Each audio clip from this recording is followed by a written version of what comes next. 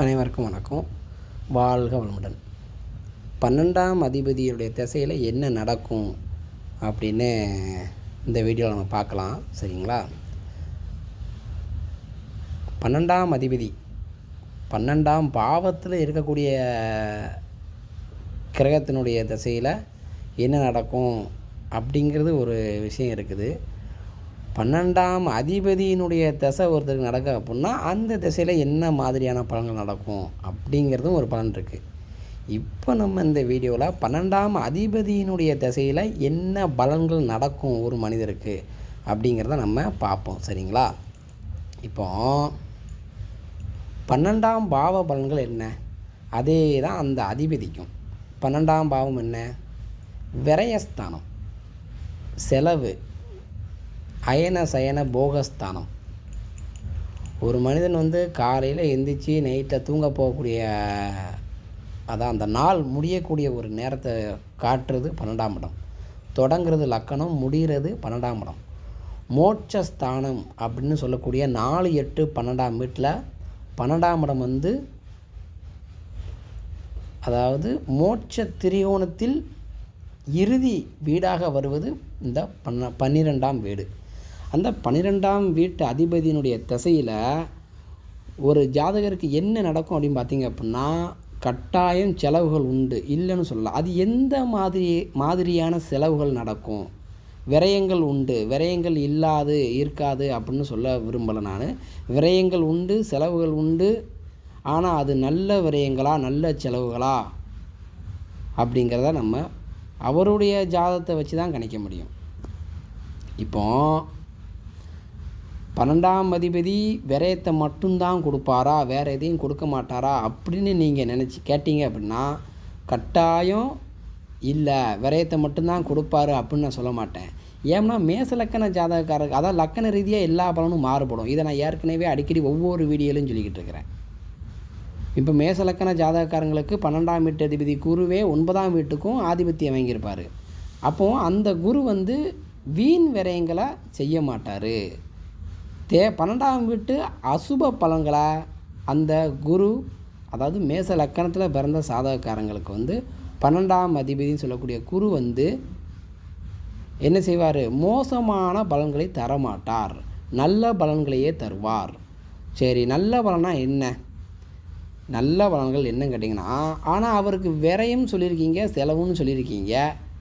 அப்போ எப்படின்னு கேட்டிங்க அப்படின்னா, வீடு கட்ட வைப்பாருங்க. வேலை விஷயமாக வெளிநாடு செல்ல வைப்பார். ஏன்னா 9ஆம் இடம் வெளிநாடு, 7ஆம் இடம் வெளிநாடு, 12ஆம் இடம் வெளிநாடு அப்படிங்கிறத நான் அடிக்கடி சொல்கிறேன். ஒரு கோணத்தில் மட்டும் ஜாதகத்தை பார்த்தீங்கன்னா பலன் கிடைக்காது. நீங்கள் 8ஆம் இடம் வெளிநாடு, 12ஆம் இடம் வெளிநாடுன்னு நினைப்பீங்க. அப்படிலாம் கிடையாது. 9ஆம் இடமும் வெளிநாடு தான், 7ஆம் இடமும் வெளிநாடை குறிக்கும். அது நீங்கள் ஜாதகத்தை பார்க்க உங்களுக்கு பக்குவம் வந்துடும். அதுதான் நான் போன வீடியோவுக்கு முந்தின வீடியோவில் கூட சொல்லியிருந்தேன். 7ஆம் இடம் எப்படி வெளிநாடை தீர்மானிக்குது, 12ஆம் இடம் எப்படி வெளிநாடை தீர்மானிக்குது அப்படின்னு. அப்போது 12ஆம் வீட்டு அதிபதியினுடைய திசையில் ஒரு மனிதருக்கு என்ன நடக்கும் அப்படின்னு பார்த்தீங்க அப்படின்னா, விரயங்கள் நடக்கும். விரயங்கள் எப்படிப்பட்ட விரயமாக இருக்கும்? நல்ல விதமான விரயமாக இருக்குமா அல்லது கெட்ட விரயமாக இருக்குமா அப்படின்னு பார்த்தீங்கன்னா, அதாவது கெட்ட விரயமாக என்னங்க? பணத்தை இழக்கிறது, அதாவது தொலைப்பது, நமக்கு தெரியாமல் தொலைச்சிறது ஒரு கெட்ட சம்பவம். நமக்கு பிடிச்சவங்களை இழக்கிறது ஒரு கெட்ட சம்பவம். தாயோ தந்தையோ, உடன் பிறந்தவங்களோ, சகோதரியோ சகோதரனோ, குழந்தையோ, அப்புறம் மனைவியோ கணவனோ, நம்மளை பிடிச்சவங்களை இழக்கிறோம் பார்த்துருக்கீங்களா? அதுக்கு கூட 12ஆம் வீட்டு அதிபதி தானுங்க. அப்போ 12ஆம் வீட்டு அதிபதியினுடைய திசையில் என்ன நடக்கும் அப்படின்னு பார்த்தீங்க அப்படின்னா, இழப்புகள் கட்டாயம் உண்டு. அது எந்த மாதிரியான இழப்பு? நல்ல விதமான இழப்பா கெட்ட இழப்பா அப்படின்னு தெரிஞ்சுக்கிறதுக்கு அவருடைய ஜாதகத்தில் என்ன லக்கணம் அப்படிங்கிறத நீங்கள் தெரிஞ்சுக்கிடணும். 12ஆம் வீட்டு அதிபதி முழுக்க மோசமான பலன்களே தருவார் அப்படின்னு நினச்சிடாதீங்க. லக்கண ரீதியாக அவர் நல்ல பலனை தரக்கூடிய கிரகமும் உண்டு. மேச லக்கணத்துக்கு 12ஆம் வீட்டு அதிபதி மோசமான பலனை தரமாட்டாரா? மேச லக்கணத்திற்கு திரிகோணஸ்தானத்தில் ஒருவராக அவர் வந்துடுவார். 9ஆம் வீட்டுக்கும் ஆதிபத்தியம் வாங்கி வருதுனால அவர் நல்ல பலன்களே தருவார். நல்ல பலன்கள்லாம் என்ன? அதான் இப்போ தான் சொன்னேன், வீடு கட்ட வைப்பார். 4, 8, 12ஆம் வீட்டுக்கு ஆதிபத்தியம் வாங்கி வர்றதுனால மோட்சம் சொல்லுதோம். மோட்சம்னா என்ன? வாழ்ந்து முடித்தாதான் மோட்சம் இல்லையா? நம்ம வீட்டில் ஓய்வு எடுக்க பார்த்தீங்களா, இதுவே கிட்டத்தட்ட ஒரு மோட்சத்துக்கு சமம் தானே. தூங்குறது கிட்டத்தட்ட ஒரு மோட்சம் தானே. மோட்சம்னா நீங்கள் என்ன நினைக்கிங்க? இந்த வாழ்ந்து முடிச்சு போகிறது மட்டும்தான் மோட்சம் நினைக்கிங்க. இல்லை, தூங்குறது கூட ஒரு வகையில் மோட்சம்தான். தூங்குறது கூட ஒரு வகை யோகா தியானம் அப்படின்னு தான் சொல்லியிருக்கிறாங்க. சரிங்களா? அப்போ தூங்கக்கூடிய இடத்த குறிக்கிறது 12ஆம் இடம் தான், 12ஆம் பாவம் தான், 12ஆம் பாவ அதிபதி தான். அப்போ 12ஆம் அதிபதியினுடைய திசையில் ஒரு மனிதருக்கு வந்து லக்கண ரீதியாக பார்க்கும்பொழுது மேச லக்கண ஜாதகராக இருக்கும்பொழுது அவர் வந்து நல்ல விதமான 12ஆம் வீட்டு பாவ பலன்களை நல்ல விதமாக கொடுப்பார். வீடு கட்டுவார், தோட்டம் அமைப்பார், ஆடு மாடு கன்றுகள் வளர்ப்பார், ஒரு பண்ணை வைப்பார், ஒரு தோட்டம் வச்சு அதில் வேலை தோட்டம் வச்சு சிலர் பார்ப்பீங்களா, அதில் ஆர்வம் இருக்கும், தோட்டக்கலையில் ஆர்வம் உடையவங்களாக இருப்பாங்க. வண்டி ட்ராவல்ஸ் நடத்துவாங்க, ட்ராவல்ஸ் வச்சு நடத்துவாங்க. பெரிய பெரிய வண்டி வாகனம் சம்மந்தப்பட்டதில் பெரிய லெவலில் ஏதாவது பண்ணுவாங்க. ஒரு வீட்டுக்கு தேவையான கார் வாங்குவாங்க. பைக் வாங்குறது வந்து கம்மி, 12ஆம் இடம் வந்து அதிகமான விரயங்களை கொடுக்கும். ஸோ கார் வாங்குவாங்க. ஏதாவது ஒரு லாரி வாங்கி அவர் பேருக்கு ஓட விடுவாங்க. அவர் பேரில் ஒரு 4 லாரி ஓடுது அப்படிம்பாங்கல்ல, அந்த மாதிரி லாரி, காரு, ட்ராவல் சம்மந்தப்பட்டதெல்லாம் வாங்குவாங்க. அதெல்லாம் செலவு விரயம் தானே. அதான் சொன்னேன், நல்ல விதமான விரயமா, வீண் விரயமா, சுப விரயமா, அசுப விரயமா அப்படிங்கிறத வந்து லக்கண ரீதியாக தான் பார்க்க முடியும். சரி, ரிஷப லக்கணத்துக்கு 12ஆம் வீட்டு அதிபதி எப்படி பலனை தருவார்? இப்போ நான் வந்து மேச லக்கணத்துக்கு பொதுவாக நல்ல பலனை சொல்லியிருக்கேன். 12ஆம் வீட்டு கெட்ட பலன்கள் என்ன அப்படின்னா அதையும் தெரிஞ்சுக்கணுங்களா? கெட்ட பலன்கள் வீண் விரயம்ங்க. ஒரு மனுஷன் இப்போ தான் சொன்னேன், தன்னை இழப்பாரா, அவருக்கு சம்மந்தப்பட்டவங்களை இழப்பாரா, அவர் உயிராக நேசிக்கக்கூடியவரை இழப்பாரா, அதுக்கும் 12ஆம் இடம் தான் சொல்லியிருந்தேன். அந்த 12ஆம் பாவாதிபதியுடைய திசையில் தான் இது நடக்கும் அப்படின்னு. சரி, 12ஆம் அதிபதி எங்கே இருந்தால் என்ன மாதிரியான பலன்கள் கொடுக்கும் அப்படிங்கிறதுக்கு நீங்கள் லக்கண ரீதியாக பார்க்கணும்னு சொல்லியிருந்தேன். மேச லக்கணத்துக்கு பார்த்தாச்சு. ரிஷப லக்கணத்துக்கு பார்த்தீங்க அப்படின்னா 7ஆம் வீட்டுக்கும் 12ஆம் வீட்டுக்கும் உரிய கிரகம் தான் செவ்வாய் வருவார். அந்த செவ்வாய் 7ஆம் வீட்டுக்கும் ஆதிபத்தியம் வாங்கி வருதுனால செவ்வாயினுடைய தசை நடக்குன்னு வைங்களேன்.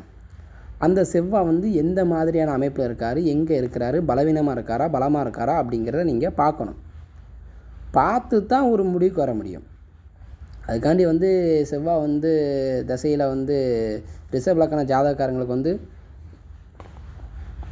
மனைவியை இழந்துருவாங்க, பெண்ணாக இருந்தால் கணவரை இழந்துருவாங்க அப்படின்னு வந்துடுவாங்க. அப்படிலாம் கிடையாது.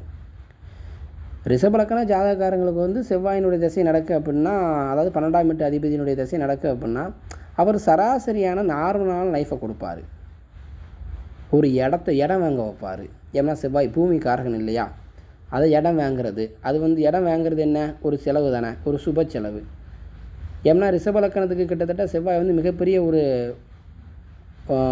ரிஷப லக்கணத்துக்கு 12ஆம் வீட்டு அதிபதி மிகப்பெரிய ஒரு மோசமான கிரகம் கிடையாது. லக்கணாதிபதிக்கு ஒரு ஜென்ம விரோதி, ஜென்ம பகை அப்படின்ற கணக்கில் அவர் வரக்கூடிய கிரகம் கிடையாது. ஆவரேஜான ஒரு கிட்டத்தட்ட செவ்வாய்க்கும் சுக்கரனுக்கும் பார்த்தீங்க உறவு நிலைகளை வந்து சமம் தான். அதனால் செவ்வாயினுடைய திசையில் வந்து ஒரு இடத்த மண்மனை இந்த மாதிரி இதில் இறங்க வைப்பார். ரியல் எஸ்டேட்டு பண்ணக்கூடிய அந்த தொழிலில் இறங்க வைப்பார். இடம் வாங்கிறது, இடம் விற்கிறது, இந்த மாதிரி செலவுகளை கொடுப்பார். சுப செலவுகள் இந்த மாதிரி செலவுகள் இருக்கும். வேறு செவ்வாய் சம்மந்தப்பட்ட காரகத்துவங்களில் செலவுகள் இருக்கும். அதாவது வந்து அது எப்படி சொல்கிறதும் பார்த்திங்க அப்படின்னா முழுக்க அசுப செலவு, அசுப விரயம் அப்படிங்கிற மாதிரி ரிஷப லக்கணத்துக்கு வராது. மிதுன லக்கணத்துக்கு பார்த்திங்க அப்படின்னா அதே மாதிரி தான். சுக்கிரன் வந்து 12ஆம் வீட்டு அதிபதியாக வந்தாலும் அவரே வந்து 5ஆம் வீட்டுக்கும் ஆதிபத்தியம் வாங்கியிருப்பார். அதனால் மிதுன லக்கண ஜாதகருக்கும் வந்து சுக்கிரன் வந்து 12ஆம் வீட்டு ஆதிபத்தியம் வாங்கியிருந்தாலும் அவர் வந்து நல்ல விதமான சுப பலன்களே கொடுப்பார். சுக்கிரனுடைய இந்த காரத்துவம் என்ன, வண்டி வாகனம், வீடு, திருமணம், பெண்கள் தொடர்பு, இந்த மாதிரி விஷயங்களில் பணத்தை செலவழித்து அதன் மூலமாக அந்த ஜாதகர் வந்து நன்மை அடையக்கூடிய அமைப்பில் அந்த கிரகம் செய்யும். அப்போ இந்த மாதிரி இதுனால் என்ன அப்படின்னு பார்த்தீங்க அப்படின்னா ஒரு ரிச் லெவலில் ஒரு ரெஸ்டாரண்ட் அமைக்கிறது. மிதுன லக்கண ஜாதகக்காரருக்கு 12ஆம் வீட்டு அதிபதி அந்த தசை நடக்கும்போது பார்த்திங்க அப்படின்னா திருமண வயதில் இருக்கக்கூடியவங்களுக்கு திருமண விஷயமாக செலவுகள் ஏற்படும், திருமணம் முடியும். அதுக்கடுத்து சொல்லி ஏற்கனவே வீடு கட்டுவாங்க, இப்படிலாம் சொல்லியிருந்தேன் பார்த்திங்களா. தோட்டக்கலை அமைக்கிறது, சில பேர் பார்த்திங்க அப்படின்னா இந்த கடை கட்டி வாடகைக்கு விடுவாங்க. இதெல்லாம் அந்த மிதுன லக்கணத்துக்கு 12ஆம் வீட்டு அதிபதி கொடுப்பார். வீடு கட்டுறது மட்டும் கிடையாது, ரோட்டோரமாக கடைகள் கட்டி கடைகளை வாடகைக்கு விட்டு அதில் வருமானத்தை பார்க்குறது, இதெல்லாம் இந்த 12ஆம் வீட்டு அதிபதி கொடுப்பார். சரி, அடுத்து கடக லக்கணம். ஒஸ்ட்டுங்க. 12ஆம் வீட்டு அதிபதியினுடைய திசை நடக்குன்னு வைங்க, அந்த ஜாதகர் ரொம்ப ஒரு கிட்டத்தட்ட ஒரு சராசரி ஒரு கூலி வேலை பார்க்கக்கூடிய ஒரு நபராக இருப்பார். மொத்தத்தில் அவர் அந்த புதன் தசை கடக லக்கணத்தில் பிறந்த ஒரு ஜாதகருக்கு புதன் தசை ஆரம்பித்து ஓடிட்டுருக்கு அப்படின்னாலே அந்த ஜாதகர் கிட்டத்தட்ட கொஞ்சம் எச்சரிக்கையாக இருக்கணும். அந்த ஜாதகருக்கு சம்மந்தப்பட்ட மிக நெருக்கமான ஆட்கள்லாம் விலகாரம் பிரிவினை, அதாவது கட்டாயம் பிரிவினையை கொடுத்துரும்.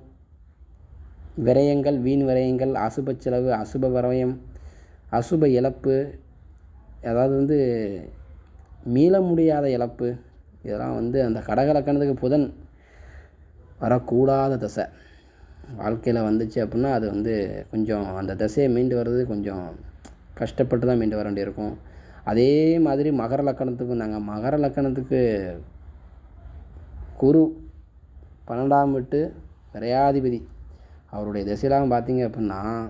ஆனால் இதுலேயும் இன்னொரு விஷயம் முக்கியமாக சொல்கிறேன், அந்த 12ஆம் வீட்டு அதிபதியினுடைய திசை நடக்கு அப்படிங்கிற நம்ம பார்த்தாலும் அந்த தசாநாதன் எங்கே இருக்காருன்னு பார்க்கணுங்க. அது எங்கே இருக்குதோ அதுக்கு தகுந்தாற் போல் பலன்களை வச்சு செய்வார். நல்ல ஆதிபத்தியம் வாங்கி அந்த 12ஆம் வீட்டு அதிபதி வந்துட்டார்னா பிரச்சனை இல்லை. ஒரு வேளை அசுபாதிபத்தியம் வாங்கி இருந்தால், இப்போ கடக லக்கணத்துக்கு 3 12ஆம் வீட்டு அதிபதி, லக்னாதிபதிக்கு ஆகாத, லக்னாதிபதியை வெறுக்கக்கூடியவர் இன்னும் சொல்லப்போனால் புதன். கடக லக்கணத்தில் பிறந்த ஜாதகருக்கு அந்த லக்னாதிபதி சந்திரனை வெறுக்கக்கூடியவர் புதன். அப்போ அந்த புதனுடைய திசையில் அந்த சாதகருக்கு எப்படி நன்மைகள் கிடைக்கும்? அதே மாதிரி மகர லக்கணத்தில் பிறந்த ஜாதகருக்கு 3 12ஆம் வீட்டு ஆதிபத்தியம் வாங்கி வரக்கூடிய குரு தசை வந்துச்சுன்னு வைங்க, குரு தசை ரொம்ப மோசமாக தான் இருக்கும். நான் சொல்கிறது இப்போ கடக லக்கணத்துக்கும் மகர லக்கணத்துக்கும் இவ்வளோ தூரம் நெகட்டிவாக சொல்லியிருக்கேன். உடனே இப்போ நீங்கள் எப்படி இந்த வீடியோ பார்க்குறதுல யாராவது எப்படியாவது ஒரு 10 பேர் கடக லக்கணமோ அல்லது மகர லக்கணமோ நீங்கள் இருப்பீங்க. உங்களுக்கு குரு தசையோ புதன் தசையோ நடக்கலாம். உடனே பயந்துடாதீங்க. ஒருவேளை அந்த மகர லக்கண ஜாதகராக இருந்தாலும் சரி, கடக லக்கண ஜாதகராக இருந்தாலும் சரி, சூட்சுமமான அமைப்புகளை போய் இந்த குருவோ அல்லது புதனோ இருந்துட்டாருன்னு வைங்க, உங்களுக்கு அந்த தசை பெரிய கெடுதலை செய்யவே செய்யாது. அதுக்குத்தான் நான் அடிக்கடி சொல்லுவேன், கிரகங்கள் எங்கே எப்படி இருக்க வேண்டும் அப்படிங்கிறத வீடியோ போட்டிருக்கேன் பார்த்தீங்களா. லக்கணத்திற்கு இந்த பாயிண்ட்டை தான் நான் அடிக்கடி சொல்லுவேன். லக்கணத்திற்கு ஆகாத அவயோக கிரகங்களாக வரக்கூடிய கிரகங்கள் 3, 6, 10, 11 இருக்கலாம். மறைவு 8ஆம் வீட்டில் போய் கூடவே இருக்கலாம்ங்க, தப்பு இல்லைங்க. கடகலக்கண ஜாதகக்காருக்கு புதன் 8ல் இருக்கான், நல்லாயிருக்கும், சூப்பராக இருக்கும். அவர் வீண் விரயத்தை செய்ய மாட்டார். சரி, அதே மாதிரி மகர லக்கண ஜாதகருக்கு 8ஆம் வீட்டில் போய் இருக்கலாமே. மகர லக்கண ஜாதகருக்கு குரு 8ஆம் வீட்டில் இருந்தால் நல்லது தான் செய்வார். தேவையில்லாத வீண் விரயங்கள் இருக்காது. இதைத்தான் சூட்சுமமான அமைப்பில் கிரகங்கள் இருந்து அந்த ஜாதகருக்கு நல்லதை செய்து அப்படிங்கிற பலன். அதாவது கெட்டவன் கெட்டிடில் கிட்டிடும் அமைய யோகம் அப்படின்னாங்கல்ல, அந்த அமைப்பு இப்படி தான். சிம்ம லக்கணத்துக்கு 12ஆம் வீட்டு அதிபதியால் மிகப்பெரிய கெடுதல்கள் இருக்காது. ஏன்னா அவர் லக்கணாதிபதிக்கு நண்பர் தான் சூரியன் சந்திரனும். கன்னி லக்கணத்துக்கு அதே மாதிரி சூரியன் ஆவரேஜாக இருக்கும், பெரிய மோசமான பலன்கள் வாய்ப்புகள் இல்லை. துலாம் லக்கணத்திற்கு 12ஆம் வீட்டு அதிபதி 9ஆம் வீட்டுக்கு ஆதிபத்தியம் வாங்கி வருதுனால அவரும் பெரிய கெடுதல்கள் செய்ய மாட்டார். மிக மிக யோக பலன்கள் 12ஆம் வீட்டு அதிபதியினுடைய திசையில் நடக்கணும் அப்படின்னா அவர் மேச லக்கணம், துலாம் லக்கணம்.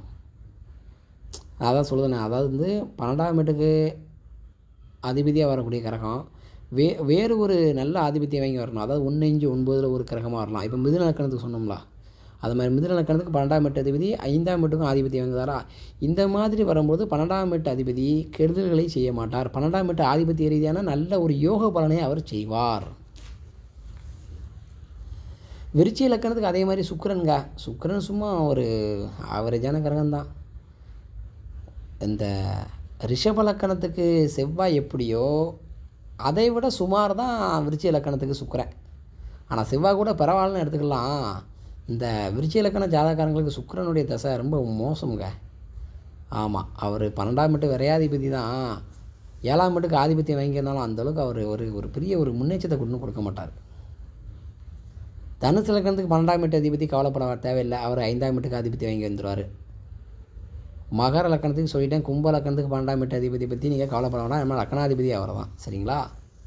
இப்படி 12ஆம் வீட்டு அதிபதியினுடைய திசையில் என்ன நடக்கும் அப்படின்னு தெரிஞ்சுக்கிறதுக்கு இந்த வீடியோ உங்களுக்கு ஒரு எக்ஸாம்பிளுக்கு உதவும்.